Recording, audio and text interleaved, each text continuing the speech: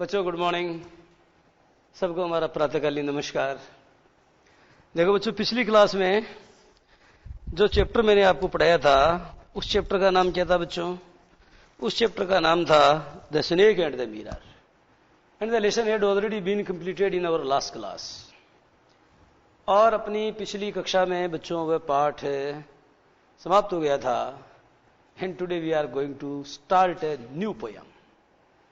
आज बच्चों हम पढ़ेंगे एक नई नज्म, एक नई कविता। इंग्लिश की पोयम है बच्चों। तो इस पोयम को जो है, पोयम का नाम मैंने बोर्ड पे लिखा है legend of the north land. और बच्चों ये भी ध्यान दो कि इसके जो पोएट है उनका नाम क्या है? Phoebe Cary. देखो बच्चों, PHOEBE, Phoebe Cary. This is the name of the poet. ये बच्चों पोएट माने कवि का नाम, ठीक है। अब बात यह है कि ये legend of the north land माने नॉर्थ लैंड की एक पौराणिक कहानी। अब बच्चों प्रश्न जो पैदा होता है वो पहला ये है कि लीजेंड क्या होती है। ध्यान दो बच्चों, लीजेंड ऑफ भगत सिंह ये तो पढ़ी है आपने, देखी होगी, पिक्चर भी है। तो लीजेंड का मतलब होता है बच्चों, कुछ बातें ऐसी है जैसे मान लो कुछ कहावत, कुछ कोई बात है जो हमने हमारे पूर्वजों से सुनी, फिर हम अपने जो आने वाली पीढ़ियां उनको ट्रांसफर कर देंगे। माने लिखित में कहीं मिलती नहीं है ये सुनी सुनाई बातें होती हैं, अनुश्रुतियों की तरह, जनश्रुतियों की तरह, किंवदंतियों की तरह हैं। और ये एक परंपरा से दूसरी परंपरा को, एक जनरेशन से दूसरे जनरेशन को, ये बच्चों क्या होता है, ये मौखिक परंपरा के द्वारा, ओरल ट्रेडिशन के द्वारा ट्रांसफर कर दी जाती है। सच स्टोरीज, ऐसी कहानियां जिनका कोई सिर पैर नहीं होता। Such stories which do not have any base. ऐसी कहानियां बच्चों जिनका कोई बेस या कोई आधार या कोई सर पैर नहीं होता, आर नॉन एज लीजेंड्स। ऐसी कहानियों को आप लीजेंड्स कहते हैं। अब प्रश्न है कि लीजेंड हमारे राजस्थान में कम है क्या? आपको बता, महाराणा प्रताप 3 बांस 24 गज अंगुलिष्ठ प्रमाण, और इतनी दूरी पर गोरी बैठा है मच्छू के चौहान। तो मच्छू के चौहान बच्चों, जब इतिहास लिखने वालों ने लिखा, जब हमारी हिस्ट्री लिखी गई, तो लोगों ने कहा कि साहब ये तो ऐतिहासिक दृष्टि से सत्य नहीं है, ये तो मैजिक लीजेंड है, ये तो सिर्फ एक किंवदंती है। ऐसी बहुत सारी बातें हैं बच्चों। हमारे यहां मेरे हिसाब से पूरी दुनिया में अगर कहीं सबसे ज्यादा लीजेंड पाए जाते हैं तो वो इंडिया में पाए जाते हैं, और इंडिया में भी सबसे ज्यादा पाए जाते हैं तो वो राजस्थान में पाए जाते हैं। बहरहाल मैं दूसरी बात कह रहा हूं बच्चों, नॉर्थ लैंड क्या है? ये इस देश का नाम आपने कभी नहीं सुना होगा, नॉर्थ लैंड। तो नॉर्थ लैंड बच्चों, ये देश, इंग्लैंड आपने सुना होगा, नागालैंड आपने सुना होगा, और पता नहीं कौन कौन से लैंड आपने सुने होंगे, आयरलैंड भी होता है। लेकिन नॉर्थ लैंड क्या है? उत्तरी भूमि। उत्तरी भूमि। अब बच्चों प्रश्न यह है कि जब आपने इसका अनुवाद किया उत्तर, नॉर्थ, और ये भूमि, अब क्या होता है बच्चों कि नॉर्थ जो है उसको, नॉर्थ अर्थ माने उत्तरी भी बोल देते हैं हम, ठीक है। अब बात यह है कि उत्तरी भूमि क्या है। तो बच्चों अब जरा ध्यान समझना। अब मैं आपको बहुत काम की बात समझाने वाला हूं, उसको दिमाग में बैठाने की कोशिश करना। देखो बच्चों, अगर इसे ग्लोब मान लिया जाए तो ये जो रेखा ऊपर से लेके नीचे तक माने वर्टिकल यानी लंबवत हमारी क्या करती है बच्चों, हमारी ग्लोब को 2 भागों में बांटती है। और इस रेखा को आप क्या बोलते हैं? ये बच्चों प्राइम मेरिडियन रेखा, हिंदी में इसको प्राइम मेरिडियन अंग्रेजी में, और हिंदी में इसको कहते हैं प्रधान मध्याह्न रेखा। प्रधान, मध्य प्लस अहन, मध्य प्लस अहन दिन होता है।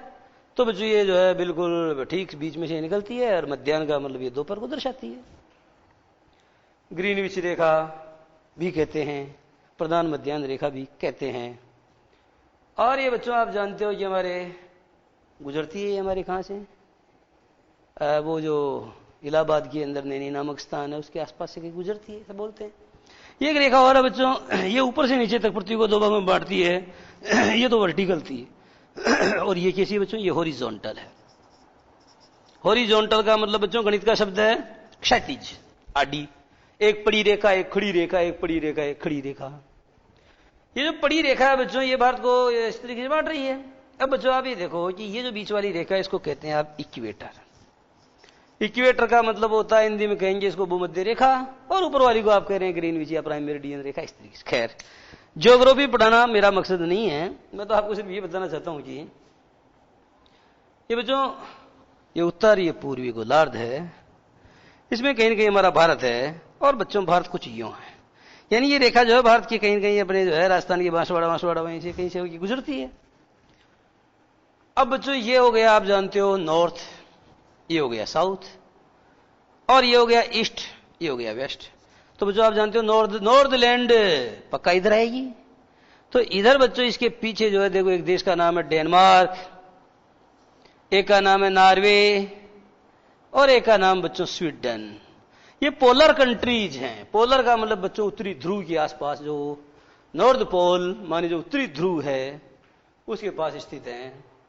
एक डेनमार्क है, एक कौन सा है, नॉर्वे है, और एक कौन सा है, और एक स्वीडन है। तो इन तीनों देशों का जो समूह है बच्चों, जरा ध्यान दो, DENMARK, ये हो गया डेनमार्क। दूसरा NORWAY नॉर्वे, और बच्चों अब कौन सा आएगा, अब आएगा स्वीडन। अब कौन सा देश आएगा, अब आएगा स्वीडन। इन सब को मिलाकर के बच्चों हम क्या बोलते हैं, एक नाम देते हैं जिसको कहते हैं नॉर्थ लैंड। अब आपको ये सर ऐसे कैसे देते हैं, अरे बच्चों देते हैं उदाहरण से बताता हूं आपको। देखो दूसरी बात आपको समझाऊंगा तो आपकी बात समझ में आ जाएगी कि कैसे देते हैं। देखो और देखो आप, ये बच्चों हमारा प्यारा भारतवर्ष है। कौन, ये वाला, ये तो बच्चों हमारा प्यारा भारतवर्ष है। और इधर देखो क्या क्या है, इधर देखना, ईरान एक देश, इराक एक देश, जॉर्डन, ये जॉर्डन, इजराइल, ये हो गया। इन सारे देशों को मिलाकर के बच्चों आप क्या बोलते हो, इन सारे देशों को मिलाकर के बच्चों आप बोलते हो अरब प्रायद्वीप। क्या बोलते हो, प्रायद्वीप। यानी अंग्रेजी में बोले तो अरब को तो अरेबियन, ये हो गया अरेबियन। और प्रायद्वीप को बोलते हैं बच्चों पेनिनसुला, PENINSULA। पेनिनसुला बच्चों क्या होता है, जमीन का एक ऐसा भाग जो तीन तरफ से पानी से घिरा होता है, जैसे भारत है। तो बच्चों भारत में इधर पानी इधर पानी इधर पानी, तो इसको क्या बोलते हैं, दक्कन। इसको बोलते हैं बच्चों आप प्रायद्वीपीय पठार। क्या बोलते हैं इसको, प्रायद्वीपीय पठार बोलते हैं, प्रायद्वीपीय पठार या दक्कन का पठार। क्लियर, अंग्रेजी में बोलेंगे पेनिन, ये हो गया पेनिन सू। अब बच्चों ये ला है ना, आर ओ लगाओ, हो जाएगा प्रायद्वीपीय। ये देखो प्लेट्यू, PLATEU, ये हो गया बच्चों आपका पेनिनसुलर प्लेट्यू। तो आप जानते हो बच्चों तीन तरफ से पानी से जो घिरा हुआ पार्ट होता है उसको आप क्या बोलते हैं, प्रायद्वीप बोलते हैं। एनीवे, आप जब बच्चों इंग्लैंड और आयरलैंड दोनों को मिला के बोलते हैं तो उसको क्या बोला जाता है, यूनाइटेड किंगडम, यूके बोला जाता है। अब बच्चों बात आती है अपनी कविता की बात पर, हम आते हैं कि कैसी कविता है। और इस कविता के माध्यम से आपके जो पोएट हैं जिनका नाम है फोइबे कैरी, ये जो फोइबे कैरी नाम के आपके पोएट हैं बच्चों, ये इस कविता के माध्यम से क्या कहना चाहते हैं। तो बच्चों आपकी कविता का नाम है legend of the north land, का मतलब होता है उत्तर भूमि, या जो उत्तरी ध्रुव है उसके आसपास की जो धरती है, उसके आसपास की जो देश हैं, उन देशों में एक कहानी प्रचलित है। उन देशों में बच्चों एक कहानी प्रचलित है, एक कहानी हमारी इधर भी प्रचलित है, इंडिया में भी आपने भी सुनी होगी। वो कहानी बच्चों ये है कि ये हमारी पृथ्वी है। तो दो कहानियां एक साथ चलेंगी तो आप कंफ्यूज हो जाओगे। जरा देखो बच्चों, ये कहानी कहते हैं कि शेषनाग के फण पर टिकी हुई है। अब बच्चों ये शेषनाग के फण पर टिकी हुई है, ये किंवदंती, ठीक है। एक बच्चे ने मुझसे सवाल पूछा कि शेषनाग दो हैं क्या। मैंने कहा साहब शेषनाग तो दो कहां यार, एक ही है। तो बच्चे का सवाल ये था, बहुत ही मासूम सवाल, ये सोचने पर मजबूर करता है कि एक शेषनाग के फण पर तो धरती टिकी हुई है और एक शेषनाग कुछ यों है, यहां पर जो है इसको कहते हैं क्षीर सागर। और क्षीर सागर में क्या है, भगवान विष्णु या भगवान नारायण जो है वो इसके ऊपर लेटते हैं आडे। अब ये बताइए, अगर ये शेषनाग उठ करके नीचे इधर आ जाए इनके पास, तो धरती नीचे चल जाए रसातल में। और अगर मान लो ये जो शेषनाग इधर आ जाए, तो हमारे भगवान नारायण क्षीर सागर में क्या हो जाए, पोट लगा जाए। तो बच्चों कंफ्यूज करने वाली स्थितियां हैं। अब इनका वैज्ञानिक या इनका तार्किक उत्तर क्या है? तो व्हाट इज देयर साइंटिफिक और लॉजिकल आंसर? क्या जवाब है इनका बच्चों? इसका जवाब मैं क्या दे सकता हूं, लेकिन मैं सिर्फ ये कहना चाहता हूं कि किंवदंतियां तो सिर्फ किंवदंतियां होती है। अब बात यह है बच्चों कि लीजेंड तो ये ठीक है, लेकिन ये जो कविता है, ये कविता किस प्रकार की है? तो बच्चों ये कविता किस प्रकार की, जो मैं आपको समझाता हूं। ये कविता बच्चों एक बेलड है। अब आप ये कहोगे साहब ये बेलड किस प्रकार की कविता होती है, क्या है? यदि हिंदी की बात करूं तो बच्चों हिंदी में कहेंगे गाथा गीत। क्या कहेंगे जरा बताना? गाथा गीत। अब आप ये कहोगे साहब गाथा गीत क्या होता है? बताएंगे हम आपको गाथा गीत क्या होता है। बेलड बच्चों क्या होता है? कुछ लोग बेलड का अनुवाद करते हैं युद्ध गीत, लेकिन बच्चों इसका ये अनुवाद करना तो गलत है। युद्ध गीत नहीं, ये गाथा गीत है। ये जरूरी नहीं है इसमें युद्ध का ही वर्णन हो, कुछ और वर्णन भी हो सकते हैं। बहरहाल क्या है बेलड? ध्यान देना बच्चों, एक स्टोरी है, ठीक है। एक कविता मैंने आपको दी, पहले बच्चों आपको एक पोयम दी, और पोयम को कहा बच्चों इसका हिंदी में अनुवाद करो। तो आपने इसको ट्रांसलेट करके क्या किया बच्चों? इस कविता का जो कथानक या इसकी जो घटना है उसको प्रोज में लिख दिया। किस में लिख दिया? प्रोज में। तो बच्चों एक बात आप समझ लो कि प्रोज में जो लिखी जाती है वो तो स्टोरी होती है। स्टोरी किस में लिखी जाती है बच्चों? प्रोज में। किस में लिखी जाती है? स्टोरी हमेशा प्रोज में लिखी जाती है। लेकिन अगर आपको हम ये कहें कि यार एक कहानी है, इस कहानी पर कविता बना दो, व्हेन यू और when a story is transformed into A poem, जब एक कहानी को कविता की शक्ल दे दी जाती है, दैट्स व्हाट यू कॉल ए बेलड। इस प्रकार की कविता को आप बेलड कहते हैं। अगर बच्चों समझ में नहीं आया तो मुझे एक बात बताओ, आपने झांसी की रानी की कविता सुभद्रा कुमारी चौहान की तो पढ़ी है, झांसी की रानी, उसमें क्या कविता है? मुझे तो नहीं लगता कि उसमें कोई कविता है। वो तो स्टोरी है कि झांसी की रानी थी और पीछे से हीरोज आ गया, हाय गिरी अब रानी थी, पर पीछे से हीरोज आ गया, हाय गिरी अब रानी थी। बुंदेले और बोलों के मुंह हमने सुनी कहानी थी। और मंद्रा मंद्रा पता नहीं वो दो सखियां थी, मंद्रा नामक सखियों ने भी भारी धूम मचाई थी। नाना के संग पढ़ती थी वह, नाना के संग, समझ गए, नाना के संग खेली थी वह, नाना के संग पढ़ती थी वह, नाना के संग खेली थी। बरछी तीर कटार उसकी जन्म से ही इसकी जो है बचपन की सहेली थी।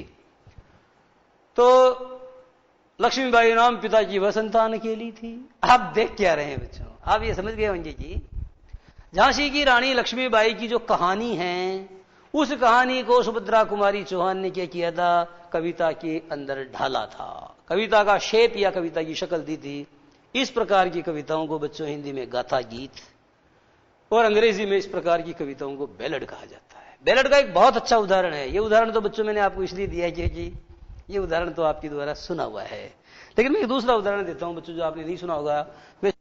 राम की शक्ति पूजा कविता है बच्चों, जो निराला ने लिखी श्रेणी में आती है, गाथा गीत ही है। लेकिन गाथा गीत का एक दूसरा उदाहरण और बच्चों जो आपने पढ़ लिया होगा, छोटी कक्षाओं में एक कविता चलती है जिसका नाम है हिंदी में प्रियतम। छोटी कक्षाओं में बच्चों एक कविता चलती है जिसका नाम है प्रियतम। प्रियतम कविता बच्चों हिंदी के कवि निराला ने लिखी है। किसने लिखी है? निराला ने। अनामिका नाम का उनका जो काव्य संग्रह है उसके अंदर ये कविता संकलित है। अब प्रियतम में क्या होता है? प्रियतम में बच्चों आपको पता है, एक होते हैं भगवान विष्णु, एक होते हैं नारद। तो नारद को ऐसा लगता है कि मैं ही भगवान श्री विष्णु का सबसे अच्छा भक्त हूं और मैं ही इनका प्रियतम हूं। प्रियतम का मतलब होता है प्रिय माने प्रिय, डियर, डियरर माने अधिक प्रिय, प्रियतर, और डियरेस्ट यानी होता है सबसे प्रिय। तो जो बच्चों डियरेस्ट होता है, डियरेस्ट सबसे ज्यादा प्रिय होता है, उसी को कहा जाता है प्रियतम। ठीक है, तो विष्णु का प्रियतम नारद है। नारद को इस प्रकार का मुगालता था, इस प्रकार का वहम था। तो आज ये पूछा एक दिन सुबह सुबह, श्रीमन नारायण नारायण नारायण। आपको पता नारद तो वो बच्चों कहीं भी पहुंच जाते हैं। तो नारद ने आज ये पूछा कि बताइए आपका सबसे प्रिय भक्त यानी आपका प्रियतम कौन है? तो भगवान विष्णु ने कहा कि धरती लोक के ऊपर जाओ, एक नारायण सिंह नाम का किसान है। क्या नाम? एक नारायण सिंह नाम का किसान है, वह मुझे सबसे प्रिय है। तो फिर इन्होंने कहा कि मैं उसकी परीक्षा लूंगा कि भाई लो। नारद जी जब गए तो उसने क्या देखा, जब वो उसके घर गए तो नारायण सिंह ने तो कुछ किया ही नहीं। एक बार सुबह सुबह जो कुएं पर गया काम करने के लिए, और जब बैलों को गाड़ी में जोता तो एक बार उसने भगवान का नाम लिया। फिर साहब सारे दिन वो तो काम करने लग गया। काम करके दोपहर का जब समय आया तो प्याज लिया, प्याज की मुक्की मारी और रोटियां खाना शुरू किया। उससे पहले एक बार और भगवान को स्मरण किया, रोटियां खा ली, फिर काम पे लग गया। फिर शाम को जब आया तो एक बार और भगवान का नाम लिया, सिर्फ 3 बार, सिर्फ 3 बार। और ये लेता था बच्चों न जाने कितनी बार, हर सांस के हर बाहर निकलती और अंदर जाती हुई सांस के साथ ये नारायण नारायण रटता था। कौन? नारद। नारद ने आके भगवान से कहा कि साहब ये बताइए, आप तो कह रहे थे कि आपका सबसे बड़ा भक्त वो है, लेकिन वो तो 3 ही बार नाम लेता है और मैं तो आपका नाम कई बार लेता हूं। तो उन्होंने कहा चलो ठीक है, वो तो बाद में बात कर लेंगे, लेकिन अभी एक जरूरी काम आ गया, पहले उस काम को निपटाओ। वो काम क्या है? एक तेल का पात्र है, स्नेह यानी होता है बच्चों तेल, स्नेह पात्र। ये स्नेह पात्र यानी एक गड़ा है, इस गड़े को तुम लो और पूरी पृथ्वी के चक्कर काट करके मेरे पास चले आओ, लेकिन ये ध्यान रहे कि इस गड़े में से तेल की एक बूंद भी बाहर न निकले, न उछले। तो इन्होंने ऐसा ही किया। ये बच्चों पवन वेग से गए, पूरी पृथ्वी का इन्होंने क्या किया, परिक्रमण किया, परिभ्रमण किया, वापस आए बड़े खुश थे, ये सोच करके कि कोई बहुत अच्छी बात भगवान मुझे बताने वाले हैं। तो उन्होंने कहा साहब ये तो काम कर दिया है मैंने और सफलतापूर्वक, और ये ध्यान आपकी इस बात का मैंने पूरा ख्याल रखा है कि इसकी एक बूंद भी बाहर नहीं उछली। ईश्वर ने आके उनसे पूछा जी how did you recite my name during your journey, अपनी यात्रा के दौरान तुमने मेरा नाम कितने बार जपा? नारद जी निशब्द। नारद बिकेम स्पीचलेस, वो स्पीचलेस हो गया। He could not reply, he could not utter even a single word, वो एक शब्द नहीं बोल सके। फिर बोले कि क्या है, आपका नाम कैसे लेता मैं, आप ही का तो दिया हुआ काम था। It was the task that was assign to me by yourself, ये टास्क तो मुझे आपके द्वारा ही दिया गया था, तो मैंने तो आपके द्वारा दिया हुआ काम ही किया। तो भगवान विष्णु ने उसको कहा कि उस नारायण सिंह नाम के किसान को खेती मजदूरी का जो सारा काम है that is assigned by my self, वो भी मेरे ही द्वारा उसको दिया गया है। वो सारे काम निपटाता है, उसके बावजूद एक नहीं बल्कि 3 बार मेरा नाम लेता, आपने एक बार भी नहीं लिया। और नारद का क्या उतर गया? नशा उतर गया। ये तो बच्चों स्टोरी है। अब इस स्टोरी को निराला ने क्या किया, ये कविता के माध्यम से लिखा। तो ये क्या बन गया बच्चों? ये एक प्रकार का क्या बन गया? बैलेड बन गया। इसी तरीके से बच्चों हम भी एक कहानी है जो आपको सुनाएंगे, लेकिन उससे पहले हम लेंगे 2 मिनट का ब्रेक।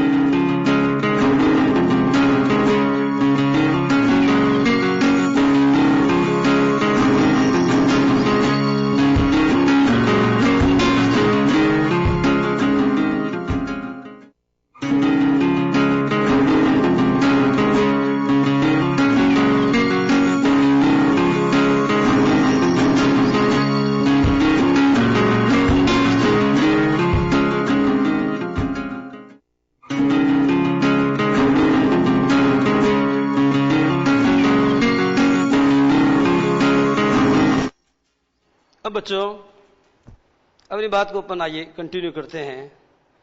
तो बात दरअसल बच्चों ये है कि ये जो पोयम आपकी, इस पोयम में क्या कहा गया है जरा आपको ये एक बार सुन लेना चाहिए। तो बच्चों ये जो पोयम है इसमें आपकी कवि महोदय ने आपको क्या कहा है, इस बात पर बच्चों आपको गौर फरमाना चाहिए। तो आप ये देखते हैं कि इसमें कुछ नहीं होता बच्चों। Saint Peter used to go about preaching, यानी जो सेंट पीटर है बच्चों, ये कौन है? ये अपने नारद जी की तरह है। ये लॉर्ड जीसस क्रिस्ट के जो है 12 शिष्यों में से एक है, उसके 12 चेलों में से एक है। Is one of the 12 disciples of Lord Jesus Christ. He used to go about preaching, अर्थात वो इधर उधर भाषण देने के लिए या उपदेश देने के लिए जाते थे। तो वन डे, एक दिन क्या होता है बच्चों, he reached the door of an old woman's cottage. एक दिन एक जो बूढ़ी वृद्धा है उसकी कुटिया या उसकी प्रण कुटी के द्वार पर वो पहुंच जाते हैं। वो क्या कर रही थी? शी वॉज बेकिंग केक्स, अर्थात वो चपातियां बना रही थी, वो रोटियां गढ़ रही थी। तो Saint Peter was very hungry, Saint Peter बहुत भूखा था। He asked her to give her only 1 cake, उन्होंने उससे गुजारिश की कि भाई एक केक यानी एक रोटी मुझे दे दे। बट शी थॉट, लेकिन उसने सोचा all her cakes were too big to be given away, उसकी सारी रोटियां जो इतनी बड़ी हैं कि वो दी नहीं जा सकती हैं। इसलिए उसने क्या किया बच्चों, उसने अपनी कंजूसी का परिचय देते हुए उसने ये किया कि उसने जो है एक रोटी अपना जो वो अनाज है उसमें से क्या किया, जो आटा था उस आटे में से बच्चों ने एक लोया और लिया, and she started to bake, और बच्चों उसने क्या किया, रोटी पकाना शुरू किया। ए स्मॉलर वन, एक छोटी वाली चपाती उसने बनानी शुरू की, और वो चपाती क्या करी, फिर जब उस चपाती को देखा तो उसको लगा यार ये तो बहुत बड़ी है, ये भी बड़ी है, पहले जैसी है। जब उसको पलटा तो उसको ऐसा लगा, तो बच्चों उसने क्या किया, उससे भी छोटी चपाती एक छोटा लोया लिया, और एक जो वेफर का मतलब बच्चों जो कागज होता है ना, कागज जैसे पोड़ी, कागज की पोड़ी है, ठीक उस प्रकार की पतली सी रोटी बनाई। लेकिन she could not part with it also, अर्थात वह इससे भी जो है अलग नहीं हो सकी, उसका मोह इस रोटी से भी नहीं टूटा। इस सारी हरकत ने क्या किया बच्चों, ऑल दीज एक्टिविटीज, इन सब एक्टिविटीज ने क्या किया, मेड सेंट पीटर फ्यूरियस। इन सब बातों से बच्चों क्या हुआ, वो जो सेंट पीटर नाम का ऋषि था, साधु था, वो बच्चों आग बबूला हो गया, और उसने उस औरत को श्राप दे दिया कि तुम मनुष्य योनि में रहने लायक स्त्री नहीं हो, तुम इस लायक नहीं हो कि तुम्हें एक साथ दिया जाए शेल्टर, माने पनाह या आश्रय। नंबर 2, एक फैसिलिटी तो क्या शेल्टर, दूसरी फैसिलिटी क्या फूड यानी भोजन, और तीसरी अपने तन को गर्म रखने के लिए तुम्हें फायर दी जाए। 3 फैसिलिटी मैंने तुम्हें दी है, ईश्वर ने तुम्हें दी है, लेकिन तुम इस लायक नहीं हो कि तुम इन तीनों फैसिलिटीज को कंज्यूम कर सको, इनका उपभोग कर सको, इसलिए मैं तुमको श्राप देता हूं। तुम बन जाओगे, you will become a would picker, बहुत जल्दी तुम इस स्त्री देह को त्याग करके क्या बन जाओगी, एक वुड पेकर का मतलब बच्चों हिंदी में बोलते हैं कठफोड़ुआ, अपने गांव की भाषा में बोलते हैं उसको खाती चढ़ा। तो खाती चढ़ा या खाती चढ़ी जो है वो तुम बन जाओगी, और क्या हो जाएगा कि तुमको बहुत अल्प भोजन मिलेगा, जिसको प्राप्त करने के लिए भी तुम्हें सारा दिन जो वृक्षों की जो हार्ड बार्क मानी जो कठोर छाल है, उस छाल को बच्चों तुम्हें क्या करना पड़ेगा, अपनी चोंच से तुम्हें बार बार उसको खोदना पड़ेगा, और तब जाकर के तुम्हें तुम्हारा जो स्कैंटी फूड यानी जो अल्प भोजन है वह तुमको प्राप्त होगा।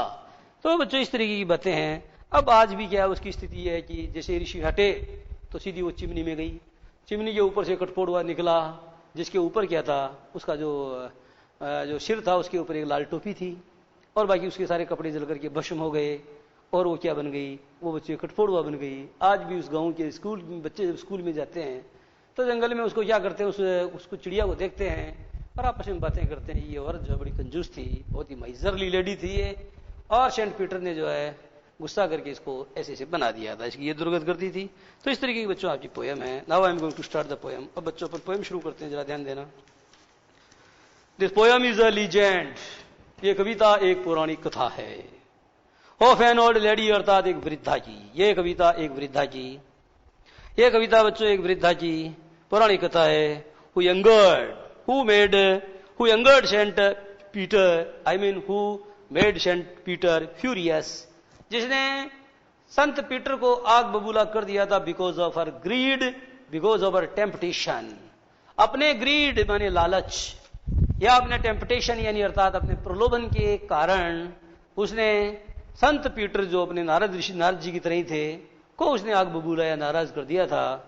इसकी उसके बारे में बच्चों एक कहानी है। Away away in the north land, away away in the north land का मतलब होता है बच्चों दूर, बहुत दूर। इन द नॉर्थ लैंड का मतलब बच्चों दूर, बहुत दूर। In the north polar region, ठीक है, इसका मतलब होता है away, far away in the polar region का मतलब होता है नॉर्थ पोलर रीजियन, अर्थात उत्तरी ध्रुव का जो इलाका है वहां पर, जहां कौन कौन से कंट्री आते हैं, डेनमार्क आता है, स्वीडन आता है, नॉर्वे आता है।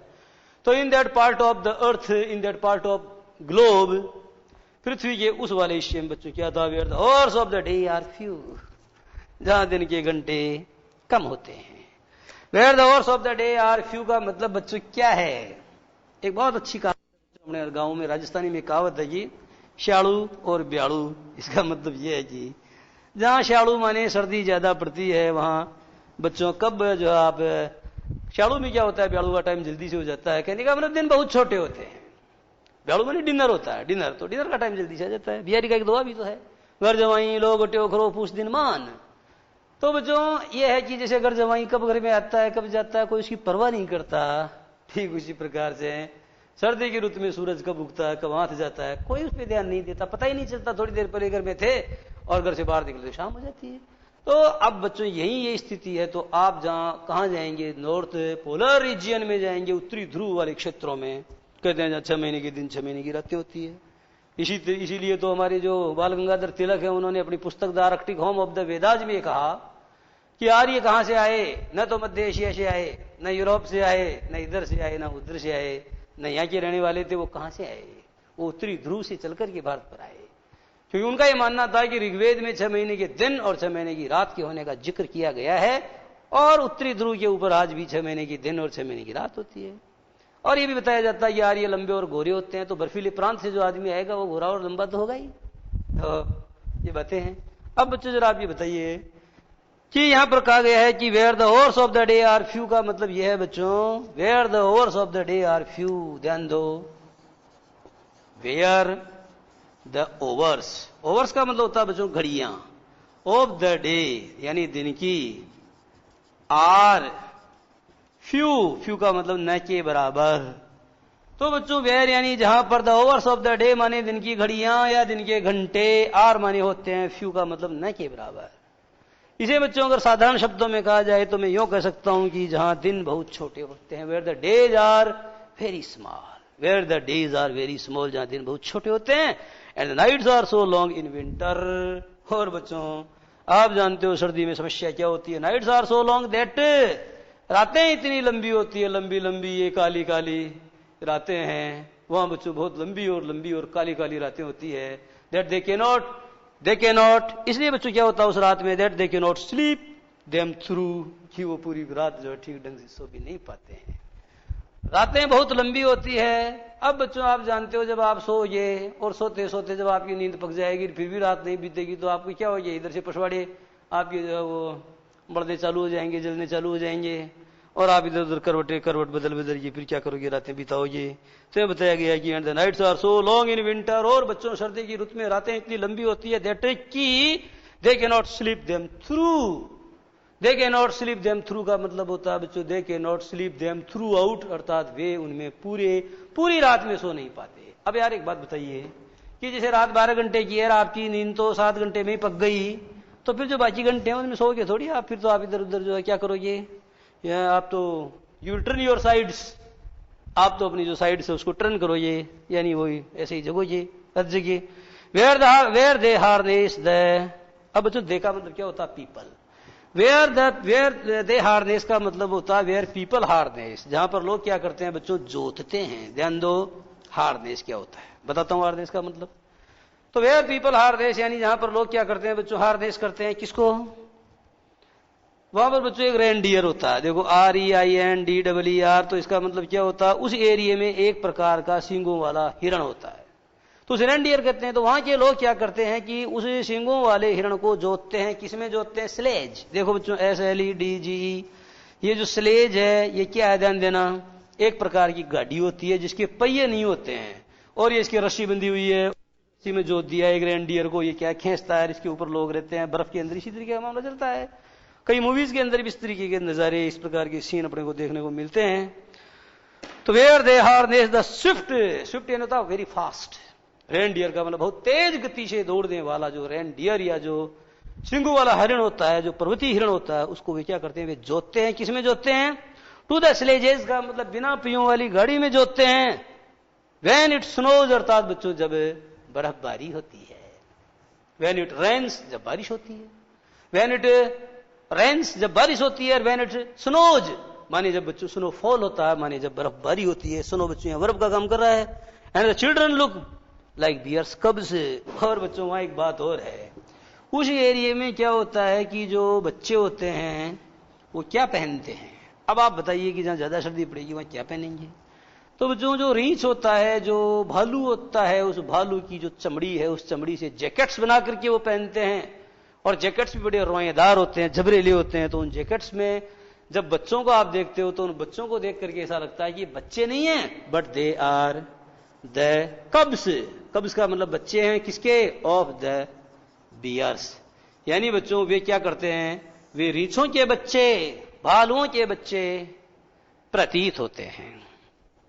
And the children look, I mean look का मतलब देखना नहीं है, लुक माने दिखना, एंड द चिल्ड्रन एपियर, देखो बच्चों यहां लिखो appear, and the children appear, और वहां बच्चे आपको दिखाई देते हैं किस तरीके से, like just like bears cubs, just like the cubs of the bears, अर्थात बच्चों को बालों के बच्चों की तरह हमें नजर आते हैं। किसमें, इन देयर फनी, अपने विचित्र, फरी क्लॉथ यानी अपने विचित्र और रोएदार, ये देखो बच्चों रोएदार, अपने विचित्र और रोएदार कपड़ों में, अपने विचित्र और रोएदार कपड़ों में वे बच्चों हमको कैसे नजर आते हैं, हमको बड़े अजीब नजर आते हैं। They tell them a curious story and the people of that area, और उस एरिया के जो लोग हैं बच्चों, they always tell a very curious story, a very strange story, अर्थात एक बड़ी विचित्र कहानी सुनाते हैं।